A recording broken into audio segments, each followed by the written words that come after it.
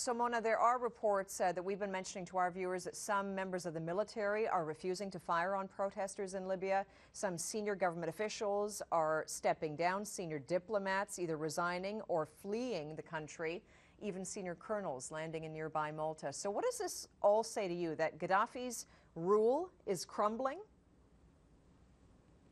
Of that, I'm sure, Jacqueline. What it says to me is Gaddafi is holding on tooth and nail desperately because he realizes this is the biggest and largest uprising against his brutal regime since he took over 42 years ago.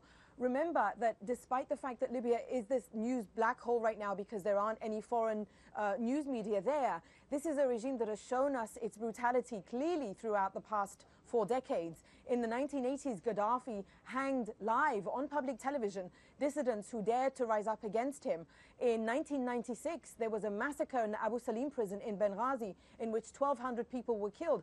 His brutality is known and his brutality is quite unprecedented in the region. So as your correspondent was saying, this is not like Egypt and Tunisia. When Hosni Mubarak shut down the internet in Egypt, we feared for the worst.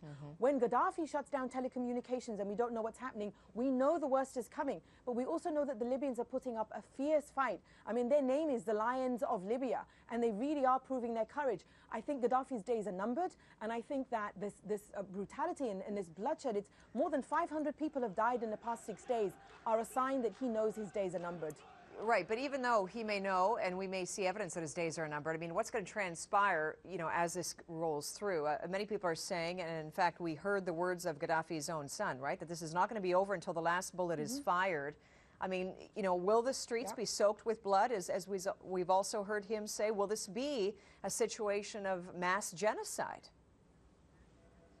Well, that's exactly what we're basically kind of hearing from Libya, although we're unable to confirm it, because just before I came on with you, I heard through Twitter that one of the Arabic satellite channels was reporting that the Libyan Air Force was planning on flying over Benghazi. This is Libya's second city, which basically became liberated a few days ago, to bomb the city. More than 1 million people live there. We heard today of military aircraft also bombing in Tripoli. So, you know, the news that ambassadors, diplomats, and now those soldiers and Air Force officials you mentioned, they're all jumping what they know is a sinking ship.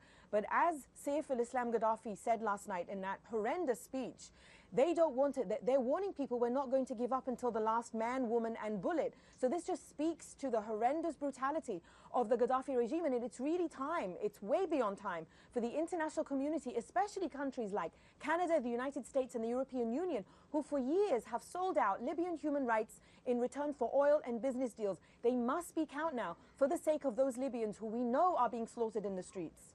Right, but, you know, in the short term, what do we do to help protect the people inside of Libya who, you know, many are essentially trapped? I mean, some have suggested, well, the international community has to impose a no-fly zone so we can't see any more foreign mercenaries coming in, because the allegations are it's those people who are conducting many of the crimes on the streets on the protesters themselves.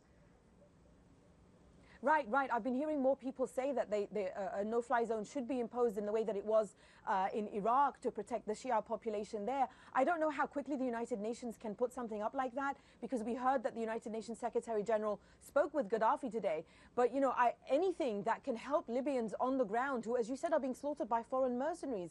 In Egypt, the military was not the angels that people said they were, but at least they didn't open fire on Tahrir Square and other places. We're seeing the Libyan armed forces open fire. We hear of Libyans who refuse to open fire being killed themselves. And we hear of these mercenaries who, many of them are saying, are being forced to fight. So, or foreign workers who are being forced to fight, basically, as mercenaries. It's a horrendous situation. But what we're calling on for is world leaders to just step out and shame not just Gaddafi, but shame companies and shame people who have business relations with Gaddafi and who know that their money has helped Gaddafi. Companies, arms manufacturers, and countries who have sold weapons, they must know, whether it's American weapons or European weapons, that it's those weapons that are killing Libyans today. All of that must stop. Well, we're hearing certainly more on the diplomatic front for sure. Many saying it can't come soon enough. We will continue to watch it. Mona Eltahawy, columnist and public speaker, joining us on this. Thank you.